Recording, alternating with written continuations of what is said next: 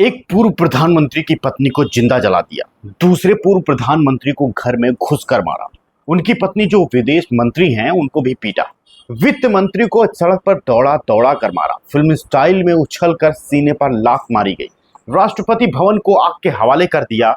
प्रधानमंत्री और राष्ट्रपति के निजी आवास में भी आगजनी की गई। लूटपाट हुई, सुरक्षा बलों के हथियार छीन लिए गए। मौजूदा प्रधानमंत्री ने इस्तीफा दे दिया और खुद की जान बचाकर हेलीकॉप्टर से भाग गए। ये सब रिपीट टेलीकास्ट टाइप का लग रहा है, थोड़ी कम ज्यादा, लेकिन तस्वीरें कुछ कुछ श्रीलंका और बांग्लादेश जैसी हैं। कहानी भी कुछ सिमिलर है। मैं जिस देश की बात कर रहा हूं वो हमारा पड़ोसी है, हिंदुस्तान से सीमाएं मिलती। नमस्कार, मैं हूं मुकेश और मैं जिस देश की बात कर रहा हूं वो है नेपाल। विस्तार से बात करेंगे नेपाल हिंसा की। बवाल की शुरुआत कैसे हुई, हिंसा क्यों हुई, नेपाल जो चल रहा है क्या इसके पीछे अमेरिका या चीन है, या फिर नेताओं को अपनी करनी भुगतनी पड़ रही है, सब विस्तार से बताऊंगा। पूरा वीडियो देखिएगा, सब एक बार में समझ आ जाएगा। पहले तो अपडेट बता देता हूं। नेपाल में हिंसक प्रदर्शनों में हालात बिगड़ गए हैं। प्रदर्शनकारियों ने संसद, पीएम और राष्ट्रपति के निजी आवास में आग लगा दी है। सुरक्षा बलों के हथियार छीन लिए गए हैं। जलते हुए संसद भवन के सामने रील्स बनाई गई है। ये रील्स वाली बात जो मैं कह रहा हूं, इसे पकड़ के रखिएगा, पूरी कहानी इसी से जुड़ी है। प्रदर्शनकारियों ने दो पूर्व प्रधानमंत्रियों के घर पर हमला बोला।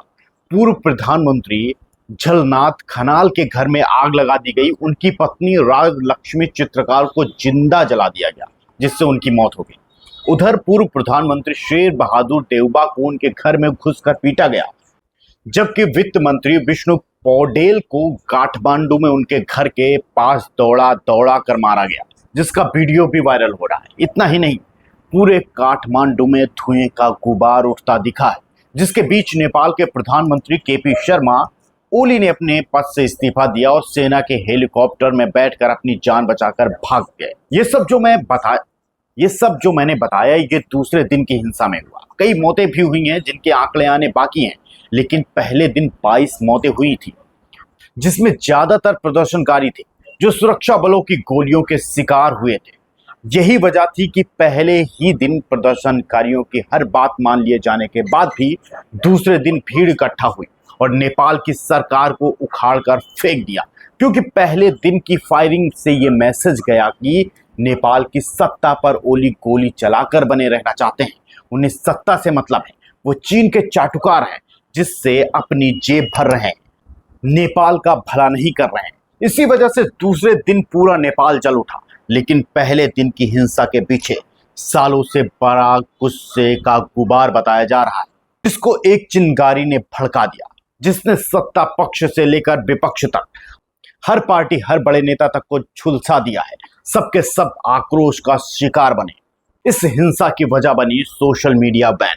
लोगों को लगा कि सरकार उनके लिए पहले ही कुछ नहीं कर रही है, अब उनकी आवाज भी दबाने जा रही है, जिस वजह से नेपाल का यूथ सड़कों पर उतर आया। इसीलिए इसे जन जी आंदोलन का नाम भी दिया गया। अब वजहों पर आ चुके हैं तो बता दें कि कुल 7 बड़ी वजहें हैं जिनकी वजह से नेपाल में तख्ता पलट हो गया।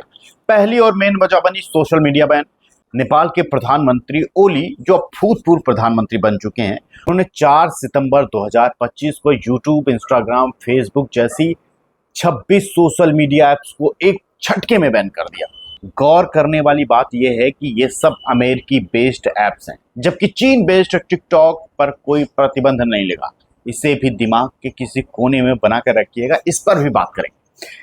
इस मास ऐप बैन के बाद यूथ गुस्से में आ गया। उन्हें लगा कि उनकी जुबान काटी जा रही है। युवाओं का बड़ा तबका इसलिए भी आक्रोशित हुआ क्योंकि इन ऐप्स के जरिए उनकी थोड़ी बहुत कमाई भी हो रही थी। लेकिन सिर्फ सोशल मीडिया बैन की वजह से इतना बड़ा आंदोलन हो जाए, पूरा देश जल उठे, ये तो नामुमकिन है। आपके मन में सवाल उठ रहा होगा कि इसके पीछे और भी वजहें होंगी, तो आप बिल्कुल सही समझ रहे हैं। इन वजहों को भी मैं एक एक करके आपके सामने रखता हूं। एक बड़ी वजह नेपोटिज्म। ये सिर्फ बॉलीवुड में ही नहीं है, नेपाल की रग रग में। नेपाली जनजी को भ्रष्टाचार, महंगाई, बेरोजगारी ने निराश किया। फैजाबाद और चहेतों को कुर्सी पर बैठाने से लेकर नेताओं के बच्चों की विदेश यात्राएं, ब्रांडेड सामान, शान और शौकत, सब सोशल मीडिया पर चर्चित होने लगे। लोग इसके बारे में बात करने लगे कि कैसे एक नेता का बच्चा बिना किसी मेहनत के हर कुछ पा रहा है। जबकि नेपाल का एक आम लड़का, एक आम लड़की कड़ी मेहनत के बाद भी अपनी जिंदगी सुधार नहीं पा रहे हैं। तीसरी वजह बनी भ्रष्टाचार। 4 साल में लगातार 3 बड़े घोटाले सामने आने से लोगों का गुस्सा और बढ़ गया। 2021 में 54,600 करोड़ रुपए का गिरी बंधु भूमि स्वैप घोटाला, 2023 में 13,600 करोड़ रुपए का ओरिएंटल कोऑपरेटिव घोटाला और 2024 में फिर करीब 70,000 करोड़ रुपए का कोऑपरेटिव घोटाला सामने आया। इससे युवाओं में सरकार के प्रति आक्रोश बढ़ता जा रहा था। चौथी वजह बनी सियासी अस्थिरता।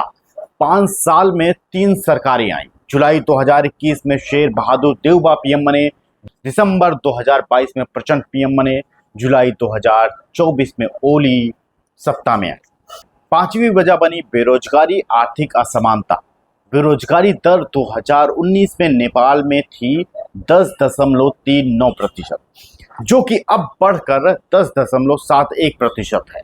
थोड़ी बहुत ऊपर है, लेकिन महंगाई दर बहुत ज्यादा है। महंगाई दर 2019 में 4.6% थी, जो अब 5.2% पर आ चुकी है। आर्थिक असमानता की बात करें तो 20% लोगों के पास लगभग 56% नेपाल की संपत्तियां हैं।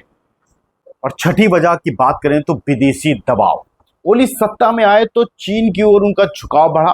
पहले सरकारों ने कई फैसले अमेरिकी प्रभाव में लिए। सोशल मीडिया बैन के बीच सिर्फ चीनी ऐप टिकटॉक चलता रहा। युवाओं को लगता है कि बड़े देशों के दबाव में नेपाल मोहरे जैसा इस्तेमाल हो रहा है, इसलिए गुस्सा और भड़का।